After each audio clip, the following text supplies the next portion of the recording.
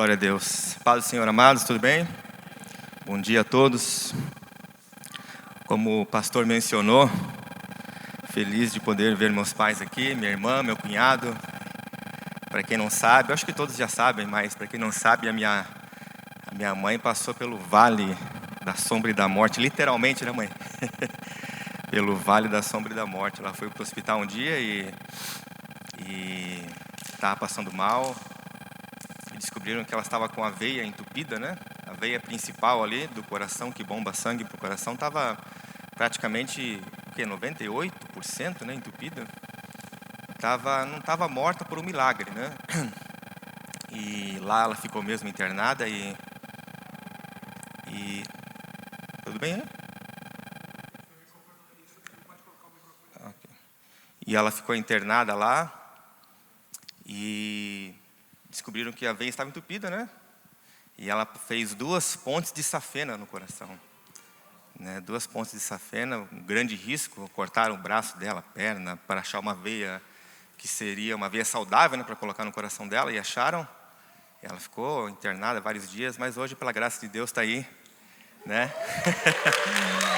Glória a Deus. É um milagre, realmente, ver minha mãe aqui, né? É uma alegria. Aleluia. Vamos abrir a Bíblia ali, amados, em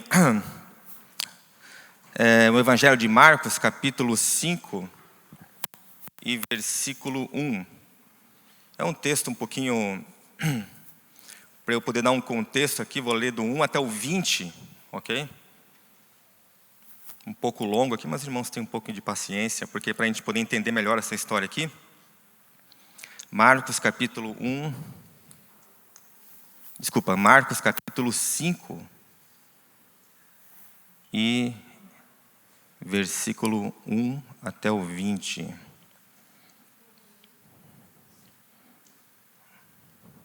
Ok. Vamos ler ali então. Jesus e os discípulos chegaram a outra margem do mar, a terra dos Gerazenos. Ao desembarcar, logo um homem possuído de espírito imundo veio dos túmulos ao encontro de Jesus. Esse homem vivia nos túmulos e ninguém podia prendê-lo, nem mesmo com correntes, porque, tendo sido muitas vezes preso com correntes e cadeias, as cadeias foram quebradas por ele e as correntes foram despedaçadas. E ninguém conseguia dominá-lo. Ele andava sempre de noite e de dia, gritando por entre os túmulos e pelos montes, ferindo-se com pedras. Quando de longe ele viu Jesus, ele correu e prostrou-se diante dele, gritando em alta voz: "O que você quer comigo, Jesus, Filho do Deus Altíssimo? Por Deus, peço-lhe que não me atormente." Ele disse isso porque Jesus tinha dito a ele: "Espírito imundo, saia deste homem." Então Jesus lhe perguntou: "Qual é o seu nome?" E ele respondeu: "Legião é o meu nome, porque somos muitos." E pediu-lhe com insistência que não os mandasse para fora do país. Ora, uma grande manada de porcos estava ali pastando pelo monte. E os espíritos imundos pediram a Jesus: "Mande-nos para os porcos, para que entremos neles." E Jesus então o permitiu. Então, saindo, os espíritos imundos entraram nos porcos, e a manada, que era cerca de 2.000, precipitou-se despenhadeiro abaixo para dentro do mar, onde se afogaram. Os que tratavam dos porcos fugiram e foram anunciar na cidade pelos campos. Então o povo saiu para ver o que tinha acontecido. Aproximando-se Jesus, viram o endemoniado, o que antes estava dominado pela legião, assentado, vestido em perfeito juízo, e temeram. Os que haviam presenciado os fatos contaram-lhes o que tinha acontecido ao demoniado e também falaram a respeito dos porcos. E começaram a pedir com insistência que Jesus se retirasse da terra deles. Quando Jesus estava entrando no barco, aquele que antes estava possuído pelos demônios pediu com insistência que Jesus o deixasse ficar com ele. Jesus, porém, não o permitiu. Ao contrário, ordenou-lhe: "Vá para sua casa, para os seus parentes, e conte-lhes tudo o que o Senhor fez por você e como teve compaixão de você." Então ele foi e começou a proclamar em Decápolis e tudo o que Jesus lhe tinha feito e todos se admiravam. Glória a Deus. Pai, obrigado, Senhor, pela Tua palavra nesta manhã. Venha, Senhor, nos dar entendimento. Sim, Senhor, enche-nos com Teu Santo Espírito. Quero aqui nesse momento me esvaziar de mim mesmo, ó Pai, de todo o meu eu, de todo o meu ego, de todo o meu orgulho. Enche meu Espírito Santo para que eu venha transmitir a Tua palavra com sabedoria, com amor, com ousadia, Senhor. Abra nossas mentes e nossos corações ao Espírito Santo para que a Tua palavra venha penetrar, ó Cristo, venha fazer a diferença nessa manhã. Traga, Senhor, arrependimento, conversão, transformação, ó Pai. Nós Te louvamos e Te agradecemos em nome de Jesus. Amém. Amém. Aqui é um texto, uma história um pouco forte, podemos dizer assim, mas para a gente ter um contexto aqui mais ou menos, um pouco antes ali Jesus e seus discípulos, eles acabam de atravessar o mar da Galileia. E na noite anterior, teve uma tempestade ali muito forte, Os discípulos estavam com medo, e Jesus, ele simplesmente com um comando de voz, ele acalma ali os ventos e o mar, Estavam à beira da morte, ali Jesus manda o vento e o mar se aquietar, Agora eles chegam a outra margem, eles entram numa região ali, essa região aqui, que era uma região gentílica. Não havia muitos judeus ali. Na verdade, os judeus, eles até evitavam essa região, porque havia gentios ali. Essa região aqui que criavam-se porcos, que para os judeus é imundo. Havia túmulos ali. Era uma região que os judeus gostavam de ir. Mas Jesus vai lá com os discípulos, Mas essa região que era considerada por eles impura. E logo que Jesus então desembarca ali nessa cidade, esse homem que vivia ali entre os túmulos, ele vai e corre em direção a Jesus. Ele estava possuído por um espírito imundo, A Bíblia vai dizer que ele vivia entre os túmulos, entre os mortos, literalmente. Estava praticamente num inferno terreno aqui esse homem vivia, Não tinha mais identidade, não tinha mais dignidade alguma, respeito. Ele estava ali, vivendo entre os mortos, era considerado um desprezado ali, Um fato interessante é que Mateus, descrevendo a mesma história, ele vai dizer que haviam 2 homens. Marcos e Lucas escrevem que havia 1. Mateus escreve que havia 2. E eu creio que não é uma contradição, obviamente, é apenas uma questão de ênfase da história, Talvez esse homem aqui, que Marcos e Lucas falam, foi o que realmente falou com Jesus, o mais notório aqui na história. Mas sabemos que haviam 2 homens que estavam endemoniados. Mas esse aqui que falou, talvez era o mais que se destacou ali na história. Então haviam 2 homens ali endemoniados por espíritos imundos. E esse homem então ele vai e corre em direção a Jesus.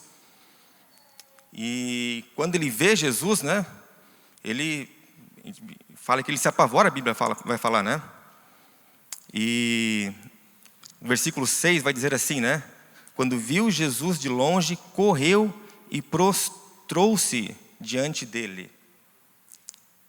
Então imagina esse homem endemoniado, vai e corre em direção a Jesus, e se prostra diante desse homem aqui, desse carpinteiro aí, Aqui começa, amados, aqui uma das histórias mais poderosas, que vai destacar aqui o poder de Jesus sobre as trevas, o poder de Jesus e a autoridade dele sobre o mal, sobre os espíritos imundos, sobre as potestades e os principados aqui, Ele vai dizer e se prostra diante de Jesus. E no próximo versículo vai dizer assim: Que tenho eu contigo, Jesus, Filho de Deus Altíssimo? Eu rogo-te por Deus que não me atormentes. Olha que interessante, esse espírito, essa legião está rogando a Jesus para não ser atormentado. Então fica muito claro aqui já, fica muito evidente que os demônios, os espíritos imundos, eles reconhecem Jesus. Não é? Ele não, esses demônios aqui, eles não falaram assim: será que esse aí é o Filho de Deus?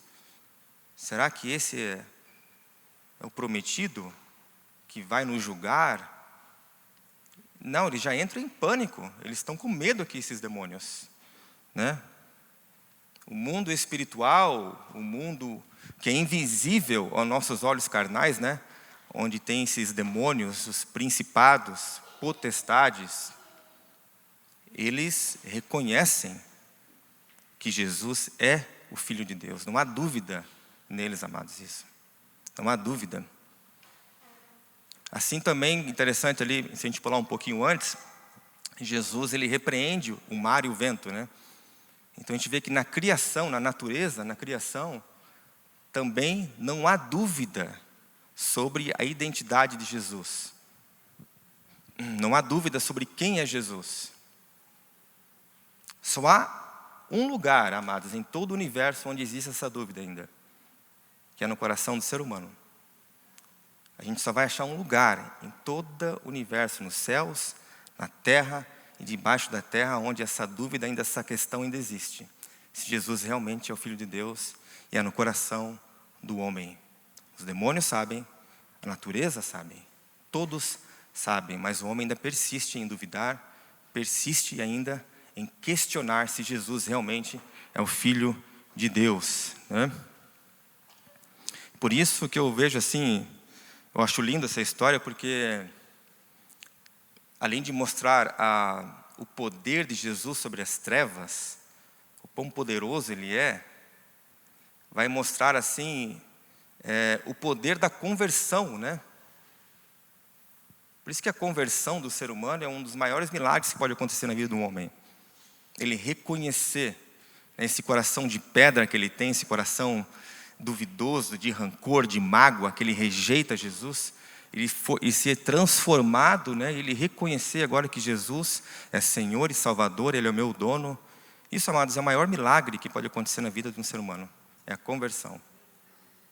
Não é curas, não é sinais, não é maravilhas. Essas coisas são boas.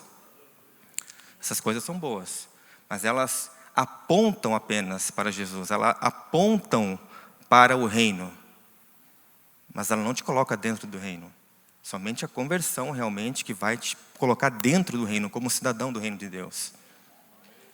Por isso que eu acho assim, um pouco até estranho, né?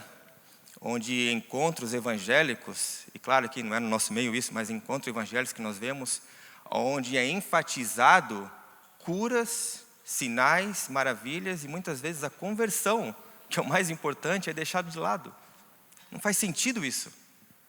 Eles enfatizam aquilo que aponta para o reino, mas a porta do reino, que é Jesus, é deixado de fora. Para mim não faz sentido isso, né? O que adianta você receber uma cura no seu corpo físico, mas não receber a conversão, amados, a vida eterna? O mais importante é a conversão, né? Eu me glorio, né? Eu dou glória a Deus. Me glorio não, dou glória a Deus, né? Pela vida da minha mãe, que ela está viva aqui hoje. E ela, é um milagre ela estar aqui. Mas eu dou glória a Deus mesmo porque ela é convertida. Ela é filha de Deus. Ela tem a vida eterna, né? Eu olho para o meu pai também. Meu pai, ele tem uma doença, né? Uma doença que medicamente falando, ela é incurável. Isso me deixa assim, claro, triste, obviamente, abalado. Eu peço, né, o Senhor, eu oro pela cura, mas ao mesmo tempo eu me alegro porque eu sei que essa doença ela é temporária. Ele tem a vida eterna, né? Ele vai receber um corpo novo em breve, porque ele é convertido, ele conhece Jesus, ele ama Deus. E isso, devo me alegrar nisso, que é o mais importante. Os irmãos lembram da história lá dos 10 leprosos, né? Jesus cura os 10 leprosos, mas apenas um volta. Apenas um voltou. E o que Jesus fala para ele? Vá, a tua fé te salvou. Quer dizer, 10 foram curados da lepra, apenas um realmente foi salvo. Vê a importância da conversão e da salvação, amados. Como eu falei, não estou aqui menosprezando, obviamente, a cura. Eu creio nisso, é importante. Mas essas coisas apenas elas apontam para o reino, mas elas não permitem a entrada no reino. Somente o arrependimento, fé em Jesus. Conversão, aleluia. Então, continuando aqui, essa legião aqui, né? Vai e fala assim, o que quer conosco, Filho de Deus? Você veio aqui nos atormentar. Interessante que lá em Mateus, ele falando da mesma história, né? Mateus conta a mesma história. Ele vai acrescentar algo nessa passagem que é interessante, que vale a pena aqui a gente mencionar. Ele vai dizer assim: o que você quer conosco, Filho de Deus Altíssimo? Você veio aqui nos atormentar antes do tempo? Olha que interessante. Então, primeiro, eles reconhecem Jesus, né? Eles chamam Jesus de Filho de Deus, esses demônios. E depois eles perguntam: você veio nos atormentar antes do tempo? Eu rogo-te, súplico, rogo-te por Deus que não me atormentes. Então, porque esses demônios, eles sabem quem Jesus é, eles conhecem da sua autoridade, eles sabem que Jesus, aquela pessoa que está na frente dele ali, é que vai julgar eles, é que vai lançar eles ao abismo eterno para todo sempre. Eles conhecem que Jesus é o juiz dos vivos e dos mortos. E não há a possibilidade de ir contra ele, não tem como. Por isso que eles estão com tanto medo e rogam a Jesus, que a única coisa que eles têm que fazer é o quê? Rogar. Não há como. Apenas com uma palavra, Jesus ali, eles são obrigados a ir. Eles são obrigados a obedecer. Jesus tem domínio total sobre a criação. Olha o poder e a autoridade de Jesus aqui, né? Sobre as trevas. Então a questão aqui não é se Jesus vai julgar eles ou não. Mas quando apenas, que eles falam, tu viesse nos atormentar antes do tempo, eles estão questionando Jesus aqui, né? Se a gente for ver lá em Apocalipse, no capítulo 20, João, ele tem uma visão do trono branco, e alguém ali está sentado nesse trono. Ele vê Jesus. E diz que a terra e o céu fugiram da presença de Jesus. A terra e o céu fugiram dele. Ele viu os mortos, os grandes, os pequenos que estavam ali de pé diante do trono. E foram abertos livros também, né? E foi também aberto um livro chamado Livro da Vida. E vai dizer ali que os mortos foram julgados segundo as suas obras. E vai dizer ali, o mar entregou os mortos. A morte e o inferno entregaram os mortos que neles havia, e todos foram julgados por esse homem, por Jesus. Um por um, segundo as suas obras. E se alguém não foi achado escrito no livro da vida, esse foi lançado no lago de fogo. Então os demônios, eles conhecendo isso, eles estão apavorados. Se a gente pegar uma linha do tempo aqui, né, falando um pouco de escatologia aqui, uma linha do tempo, esse juízo final aqui, nós que somos, a palavra é pré-milenista, que nós cremos no milênio, né, que Jesus vai reinar aqui nessa terra por 1000 anos, isso vai acontecer após os 1000 anos. O juízo, né, dos vivos e dos mortos. Então isso vai acontecer, não há o que fazer para mudar essa história. Os demônios sabem disso. E uma vez que eles são lançados no abismo, de lá não tem mais saída. Acabou. Eles vão ser lançados ao lago de fogo e por lá vão passar toda a eternidade. Então agora a gente entende o medo desses demônios, né? Eles estão rogando a Jesus ali, poxa, eu achava que eu tinha mais tempo. Como assim, tu já veio já nos atormentar aqui? Já é nessa hora, eles estão tipo assim, estão apavorados, né? Eles achavam realmente que talvez tinha mais tempo, então quando eles veem Jesus ali, eles estão em pânico, estão rogando a Jesus. E por isso esses demônios então estão aqui aterrorizados, né? Eu fico admirado com essa passagem, amados, com o medo e o pânico desses demônios. Eles veem Jesus, né? Porque Jesus, em muitos lugares onde ele pisou, ele foi desprezado ali, né? Na sua própria cidade, na Galileia, lá, esse aí não é aí o filho de José, do carpinteiro? Como assim? Foi desprezado, né? Passava muitas vezes despercebido por muitos. E olha, né, se a gente for contar na crucificação então, né, o que os soldados romanos fizeram com ele, colocaram venda nos seus olhos, deixaram ele nu, espancaram ele, cuspiram na sua face. Olha, cuspiram na face de Jesus, amados. Acho que não há maior forma de desrespeito e zombaria do que você cuspir na face de alguém. Desprezado, menosprezado. E aqui esses demônios, praticamente 2000 demônios estão simplesmente em pânico, aterrorizados quando eles veem Jesus. Eles estão em pânico porque eles conhecem quem é Jesus, sabem da autoridade e do poder dele, né? Então eles pensam assim, poxa, isso aí agora, está aqui o cara que vai colocar um fim na gente. Esse é o que vai nos julgar. É esse que vai nos lançar no abismo por toda a eternidade. Então, o que vamos fazer? Vamos rogar ele, vamos suplicar. É o que resta. Eles sabem que se juntar ali todos os demônios, aqueles 2.000 ali mais ou menos que tinham, né? Porque tinha 2.000 porcos, mas talvez tinha até mais. Juntar Satanás, né? O príncipe desse mundo, as potestades, os principados, né? Todos, céu, na terra, debaixo da terra. E tentar ir contra Jesus, não há como, amados, não há competição isso. Não é uma competição, não existe competição na Bíblia entre o diabo e Jesus. Isso não existe. Né? A gente vê ali, quando fala do anticristo, em Apocalipse, vai se erguer esse homem, né? E ele vai ter muita autoridade, ele vai ser o cabeça aí de uma coalizão de 10 nações. Então ele vai ter muito poder, as nações vão se submeter a ele, porque ele vai ser muito poderoso. Os príncipes e os reis da terra vão falar assim, quem que pode ir contra a besta? Não tem como. Ele é muito poderoso, esse cara. O cara que vai ser praticamente ele encarnado, né, por Satanás, o anticristo. Mas Paulo vai dizer que Jesus, quando vier, ele vai destruir o anticristo e o seu exército com apenas o sopro da sua boca. Acabou.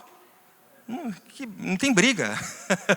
Apenas a manifestação da sua presença, amados, é capaz de destruir o poder das trevas. Então a gente vê o poder, a autoridade que esse homem aqui, o homem Deus, tem sobre as trevas, né? Não há competição, não há briga. Ele tem domínio total, né? Tanto que os demônios eles estão implorando aqui, eles estão rogando, né? Você só roga, você só implora, né, para alguém que tem soberania total na criação. Lá em Filipenses vai dizer assim, capítulo 2, versículo 10, para que ao nome de Jesus se dobre todo o joelho, nos céus, na terra e debaixo da terra, e toda língua confesse que Jesus Cristo é o Senhor, para a glória de Deus Pai. Aleluia. Vai chegar um dia, amados, que a dúvida no homem vai se acabar, né? Todos vão reconhecer que Jesus não é apenas um mestre, ele não é apenas um profeta. Aleluia, ele é o Rei dos Reis, o juiz dos vivos e dos mortos. Ele é o Senhor da criação. Glória a Deus. Continuando aqui no texto, então, os demônios perguntam agora aqui. Jesus pergunta aos demônios: qual é o seu nome? E eles respondem: Legião, porque somos muitos. Uma curiosidade aqui, que uma legião romana era composta de mais ou menos por cerca de 6.000 soldados, né? Então a ideia aqui é de uma ocupação em massa mesmo, né? Uma opressão em massa que estava destruindo a vida daquele homem. Não quer dizer que havia 6.000 demônios aqui, mas havia muito. Pelo menos uns 2.000, creio que havia. 2.000 demônios nesse homem. Você imagina. Esse homem já tinha mais esperança para esse cara, né? A gente vê Maria Madalena, ela tinha 7 demônios. Maria Madalena. Esse cara tinha mais de 2.000. Não tinha mais identidade, ele já perdeu a sua identidade, perdeu a sua dignidade, respeito próprio, acabou, né? Antes de continuar aqui, vale até a gente abrir um parênteses aqui importante sobre quem são esses espíritos imundos que a Bíblia fala, né? Esses demônios. Vale lembrar que o meu foco aqui é falar no poder de Jesus sobre as trevas, né? Mas eu quero só abrir esse parênteses aqui para focar sobre quem são esses demônios, esses espíritos imundos. Porque a Bíblia vai falar sobre eles, né? Menciona os espíritos imundos. A gente vai dizer que eles atuam fora da vontade de Deus, né? Eles se rebelam contra o Senhor. Eles são agentes demoníacos, né? Eles causam destruição, opressão, enfermidade, né? Confusão, isolamento. Haviam pessoas aqui na Bíblia que mencionam que eram doentes, dava convulsão, surdo, porque estavam possessas por um espírito maligno, um espírito imundo, causando-lhe doença no corpo dela, né? Então eles são seres inteligentes, São seres que vagam sobre a terra e eles estão procurando, né, alguém para que eles possam destruir, né, causar doenças. Agora, da onde que vêm esses espíritos imundos, né? E aqui a gente pode entrar um pouco mais profundo aqui, não vou me aprofundar muito, mas a Bíblia não explica claramente da onde que eles vieram, né, esses espíritos imundos. Alguns estudiosos creem que esses espíritos imundos eles são diferentes dos anjos caídos, ok? Que a Bíblia vai chamar de potestades e principados, né, Paulo fala. Lá em Daniel também vai explicar que existe o príncipe da Pérsia, o príncipe da Grécia, são anjos poderosos que habitam nas regiões celestiais, né? Eles trabalham aí em exércitos, na política, na cultura, influenciam, né, a mente dos reis de países. Eles são poderosos, né? Tanto que a Bíblia vai chamar de príncipe da Pérsia essa potestade, esse anjo, ele dominava uma região geográfica aqui, né, a Pérsia. Mas parece que há uma diferença entre esses demônios, esses anjos caídos e os espíritos imundos. Porque esses anjos caídos, parece que eles atuam nos bastidores, né? Paulo fala que ele habita nas regiões celestiais. E esses espíritos imundos aqui, eles parecem operar aqui na terra mesmo. Eles entram em pessoas, né? Tomam posse de pessoas, oprimem as pessoas, né? Jesus fala um pouquinho sobre eles lá em Mateus 12. Vai dizer assim: quando o espírito imundo sai de uma pessoa, ele anda por lugares áridos, procurando repouso. Interessante isso, né? Então quer dizer que quando ele está em lugares secos, áridos, esses espíritos imundos, eles não têm sossego. Eles estão procurando um repouso, né? Então eles falam: voltarei para a minha casa de onde saí, que a casa aqui é uma pessoa. E voltando, ele a encontra vazia, varrida e arrumada. Então ele vai e leva consigo outros 7 demônios, piores ainda do que eles. E entrando ali, eles habitam ali. O estado daquela pessoa se torna pior do que o primeiro. Então eles estão vagando sobre a terra, procurando alguém que possa devorar, causar confusão e oprimir e causar doenças. É terrível isso, né? Isso é real, amados, isso é real. Eu acho que todos aqui já tiveram uma experiência, assim, pelo menos que viram alguém assim, né? É terrível isso, é triste, não é normal. Não é normal, né? Alguém ali possesso por um espírito imundo. É algo terrível. Mas isso é real, né?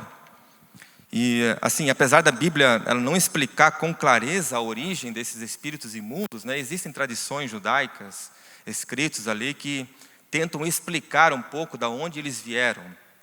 Muitos pais da igreja, Tertuliano, ali, muitos que viveram ali no primeiro século, eles criam que esses espíritos imundos vieram lá dos nefilins, lá em Gênesis 6. Né, esses pais da igreja, lá em Gênesis 6 vai dizer que os filhos de Deus, que muitos estudiosos dizem que são anjos, eles se acasalaram com as filhas dos homens, com as mulheres humanas, e dali nasceu os nefilins, os gigantes da terra. Então eles vão explicar que quando esses nefilins, que são produto de anjos caídos e de mulheres, quando eles morrem, os seus corpos são destruídos ali, muitos no dilúvio, os seus espíritos, que são espíritos imundos, não vão nem para o céu e nem para o inferno, ficam vagando sobre a terra. Isso é uma teoria, não é uma teoria maluca não, tá, mas é uma teoria bem respeitada, ok? Muitos teólogos creem nisso, muitos pais da igreja criam nisso. Estou apenas comentando aqui, ok? Eu sei que pode parecer um pouco estranho para vocês, não sei se vocês já ouviram falar sobre isso, mas é um estudo, é uma teoria, ok? E a Bíblia, ela indica assim um pouco isso, né? Pedro vai dizer que existem anjos que estão presos no Tártaro, no inferno. Judas também vai dizer que existem anjos que se rebelaram contra Deus e estão presos atualmente no inferno, esperando o juízo. Então a Bíblia, assim, ela não é clara exatamente sobre isso, mas dá para entender que pode ser sim verdade, ok? Apenas uma janela que estou abrindo aqui, né? Mas voltando ao texto aqui, então, amados, então esses espíritos imundos, eles começam a rogar a Cristo, suplicar, eles estão em pânico aqui, aterrorizados, né? No versículo 10 vai dizer assim, e pediu-lhe com insistência que não os mandasse para fora do país. Em Lucas, falando da mesma passagem, vai dizer assim, eles rogavam que não os mandassem para o abismo. Agora Lucas aqui já é mais certeiro, né? Para o abismo. O abismo, essa mesma palavra aqui é usada lá em Apocalipse. Abismo é o lugar onde Satanás ficará preso. A mesma palavra também usada ali em 2 Pedro, em Judas, onde estão esses anjos caídos, presos, esse abismo. Dá para entender que uma vez que esses espíritos eles entram lá, nesse abismo, de lá é para o juízo final e do juízo final para o lago de fogo. Não tem saída mais para eles. Então eles sabem que se eles forem para o abismo, acabou. Eles vão ficar presos por toda a eternidade. Não tem saída mais para eles. Então eles estão rogando Jesus, não nos mande no abismo. Né? Então, daí eles veem ali então uma manada de porcos. Olha que interessante isso. E os espíritos imundos pediram a Jesus, mande-nos para os porcos, para que entremos neles. Jesus então vai e permite. E os espíritos imundos saem da vida desse homem, entram nos porcos, e cerca de 2.000 porcos que estavam ali, caiu, né, despenhadeiro abaixo, precipitou-se despenhadeiro abaixo, e se afogaram no mar. 2.000 porcos, imagina o medo do povo que viu isso, né? Das pessoas locais ali que viram essa cena, né? Agora, por que os porcos? Né? É interessante isso, né? Que os demônios pedem para entrar nos porcos. Parece que dá para entender aqui que eles precisam de um hospedeiro, né? Eu vou sair de um corpo e entrar num outro. Já que eu não posso entrar no ser humano, então entrar nos porcos mesmo, então. Parece que eles procuram um hospedeiro, eles procuram algo que eles possam entrar, se apoderar ali, né? Então eles vão e entram nesses porcos aí. Como se, tipo assim, é melhor do que o abismo, né? Pelo menos. Tudo menos o abismo. Então manda-nos para os porcos, né? E o resultado, então, que cerca de 2.000 porcos correm ali, se jogam no mar e morrem, né? Isto retrata aqui a destruição que esses espíritos imundos causam, né? O caos, morte, destruição. É isso que eles causam, amados. Não há nada de bom nesses espíritos imundos, nesses demônios. É doença, morte, destruição, divisão, isolamento, só coisa ruim. E aqui retrata muito bem isso, né? E essa parte que ela intriga muita gente, né? Tipo assim, por que Jesus permitiu que esses demônios entrassem nesses porcos, né? Por que Jesus não mandou ele para o abismo? Será que Jesus teve misericórdia desses demônios? Estranho, né? E eu creio que não, amados. Eu creio que Jesus não teve misericórdia desses espíritos imundos. Eu creio que a misericórdia aqui de Jesus estava focada no homem. Jesus teve misericórdia daquele homem, daquela vida, e não dos demônios, né? Eu acho que ele permitiu ali a saída deles para libertar aquele homem de uma vez, para acabar de uma vez por todas com a tristeza, com a morte que estava ali sobre aquela vida daquele homem, né? E Jesus também sabia que ao entrar nos porcos ali, aqueles espíritos imundos, eles iam causar destruição. É como tipo assim, porque muita gente ali daquela cidade, amados, temos que pensar que quando eles veem os porcos caindo, eles ficam tipo assim chateados. Pô, é a nossa vida aqui, cara, os porcos, eu crio eles, agora morreram todos. Eles não estão preocupados com a vida do homem, se o homem foi liberto ou não. Eles ficaram preocupados com os porcos. Então Jesus aqui confronta aqui, né, a sociedade, que ele confronta o valor, né, da sociedade.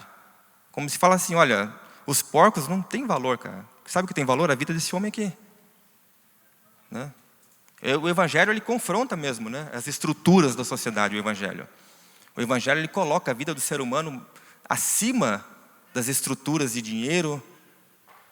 A vida são mais importantes, né, do que vida de porcos, do que o ganha-pão aqui dessa população aqui, né? Então Jesus aqui ele confronta realmente a estrutura aqui da cidade aqui, e envia então eles para os porcos, né? E aqui agora os porcos caem no mar, né? E morrem ali todos aqueles porcos. E vai dizer assim no versículo 15: aproximando-se de Jesus, viram o endemoniado, o que estava dominado pela legião, agora ele está assentado, vestido em perfeito juízo. Esse homem está agora completamente diferente. É como se a sua dignidade tivesse sido recuperada, né? Sua identidade fosse restaurada aqui.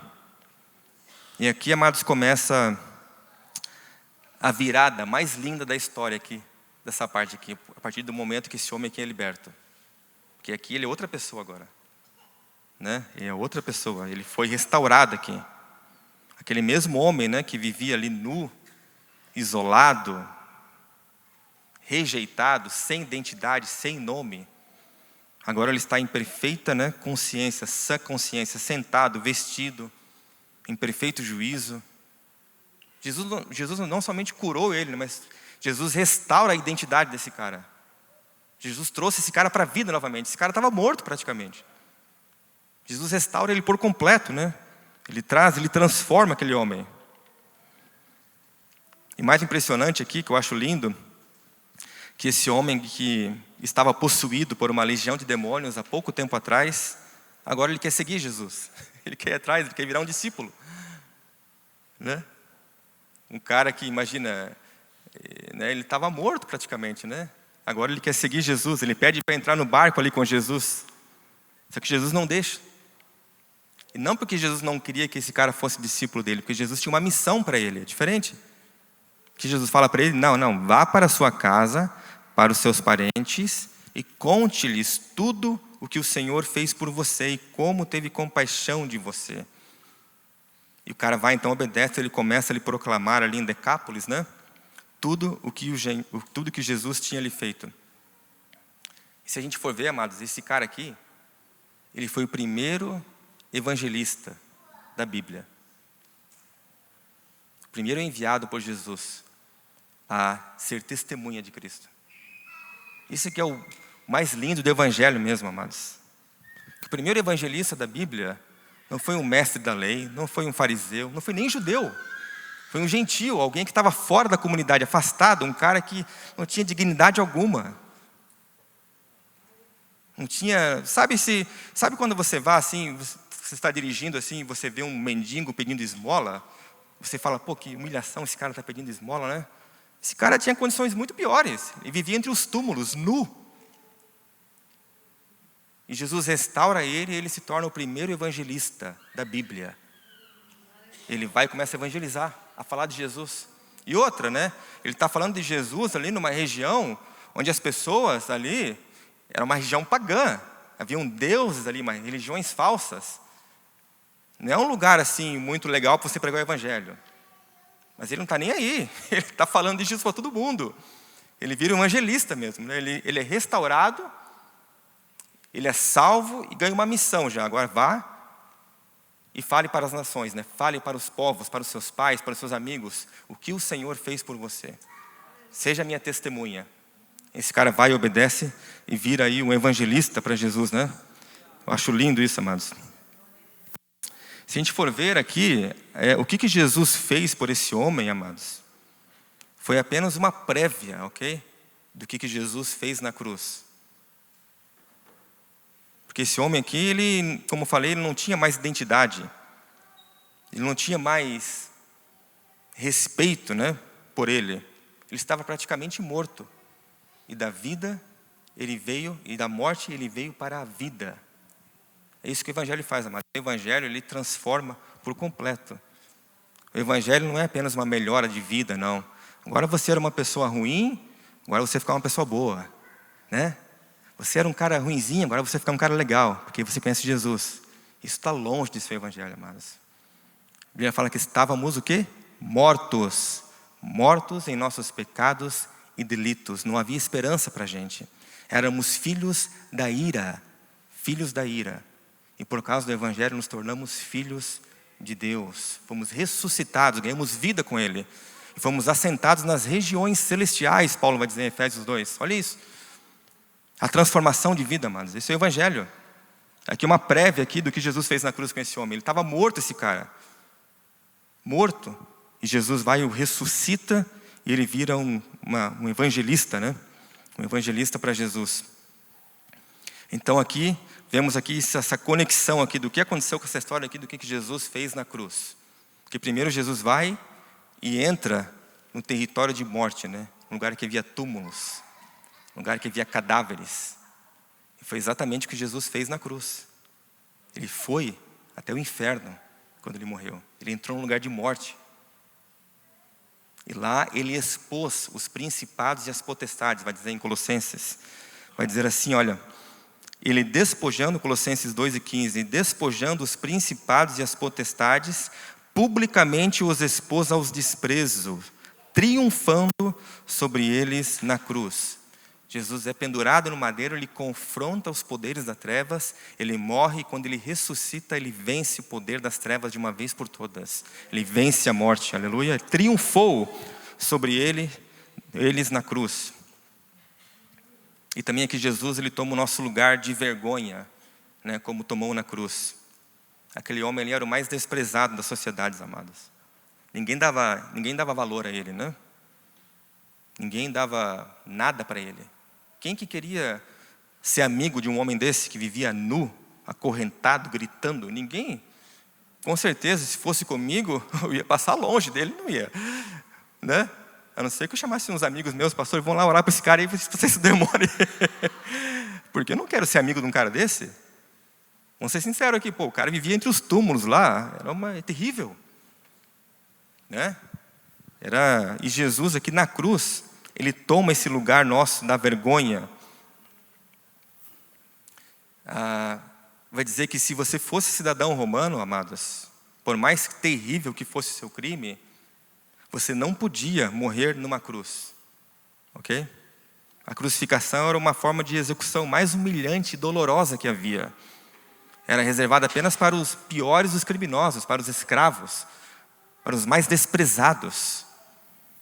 Cícero, que é um orador político romano, ele vai dizer assim, a palavra crux, né, que vem a palavra cruz, deve ser afastada não apenas do corpo de um cidadão romano, mas também de seus pensamentos, olhos e ouvidos. Então a crucificação era algo tão humilhante, tão doloroso, que os romanos nem mencionavam isso entre eles. Porque o romano, se ele fosse acusado de um crime violento, ele era decapitado, né? A cruz não, a cruz é para apenas os desprezados, os mais vil, né, dos cidadãos. E exatamente o objeto que Jesus escolheu ser posto no madeiro, né? Ele se fez maldição por nós, né? Quando você é posto no madeiro, você é considerado maldito. Maldito. É como se Jesus olha para aquele cara ali assim, sendo humilhado, desprezado, e falou assim, não, eu vou tomar o teu lugar. É você mais humilhado, desprezado que você ainda na cruz. Aquele cara foi desprezado, humilhado, mas Jesus na cruz foi mais ainda. Porque ele foi considerado maldito. E vale lembrar aqui, amados, que não estou falando de um homem qualquer que foi posto na cruz, não. Estou falando desse que tem o poder nos céus, na terra e debaixo da terra. Desse, né, do Criador dos céus e da terra. Desse que existia já antes do mundo nascer, né? Do alfa e do ômega, o princípio e fim. Ele foi posto numa cruz, no objeto de maldição. Foi desprezado como o mais vil dos pecadores, mesmo não tendo cometido pecado algum, né? Ele tomou o nosso lugar ali na cruz, lugar de vergonha. Aleluia. A situação humilhante, né, que Jesus passou ali. E Jesus, ele toma o nosso lugar na cruz, amados. E agora esse homem, né, que estava ali morto, ele é ressuscitado, né? Ele foi liberto, foi vestido, teve sua dignidade restaurada, né? Teve sua identidade restaurada, uma mente nova, uma vida nova. Ele ganhou um propósito de vida. Exatamente o que Jesus faz conosco na cruz, amados. Ele nos dá um propósito de vida, temos uma identidade nova em Cristo, somos restaurados. Por mais terrível que seja seu passado, amados, por mais coisas terríveis que você já tenha cometido, em Cristo nós temos uma nova identidade. Em Cristo nós somos uma nova criatura. Aleluia. Lá em Efésios capítulo 2 vai dizer assim, Ele lhes deu vida quando vocês estavam mortos em suas transgressões e pecados. Mortos em transgressões, mortos em pecado, e Ele nos deu vida. Nós andávamos no outro tempo, segundo o curso desse mundo, segundo o príncipe da potestade do ar, do espírito, que agora atua nos filhos da desobediência. Entre eles também todos nós andamos no passado, amados, segundo as inclinações da nossa carne, fazendo a vontade da carne e dos pensamentos. E éramos por natureza filhos da ira. Éramos o quê? Filhos da ira. Não tínhamos esperança alguma, como também os demais. Versículo 4. Mas Deus, sendo rico em misericórdia, por causa do grande amor com que nos amou, estando nós mortos em nossas transgressões, Ele nos deu vida juntamente com Cristo. Aleluia. Pela graça vocês são salvos. Glória a Deus. Esse é o poder do Evangelho, amados. É o poder da restauração que a cruz nos traz. Aleluia. E aqui eu peço para os irmãos ficarem de pé, que estou já encerrando aqui. Aleluia, Jesus. Obrigado, Senhor. Aleluia. Porque é que esse mesmo Jesus, amados,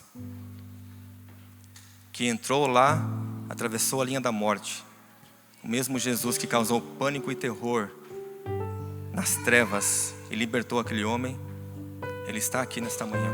Aleluia.